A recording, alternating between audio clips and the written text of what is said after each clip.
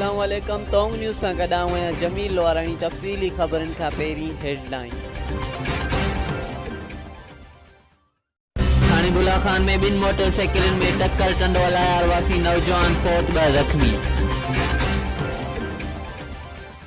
जब भी किसी ने कंट्रोवर्शियली रूल किया और तरक्की लाई है और पाकिस्तान के धरती के लिए, आवाम के लिए काम किया, उनके साथ सलूक सियासत में इस्टेब्लिशमेंट में अच्छा नहीं हुआ। मगर इससे हम डरते नहीं हैं, इससे हमें फर्क नहीं पड़ता। बोले ऐसी मरना को नहीं, घोर ब्या कोई घोर।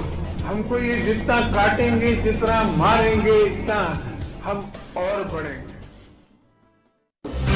अॻूणे सदर आसिफ अली ज़रदारी चयो त जंहिं बि मुल्क जी तरक़ीअ लाइ कमु कयो, इस्टेब्लिशमेंट उन सां सुठो वर्ताव नाहे कयो।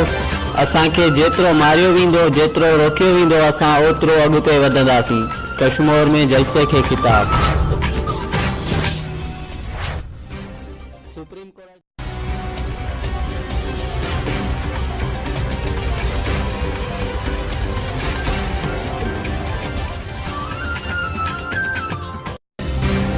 सुप्रीम कोर्ट जाली बैंक अकाउंट जो समूरो रिकॉर्ड तहवील में वठी अदालत में पेश करण जो हुकुम ॾेई छॾियो। GIT रिपोर्ट में निशानदेही कयल समूरा अकाउंट सुबुह मंजमंद करण जो हुकुम। रिपोर्ट में ज़िक्र कयल समूरनि इमारतनि ऐं मिल्कियतुनि जी ख़रीद ऐं विकिरो ते पाबंदी लागू।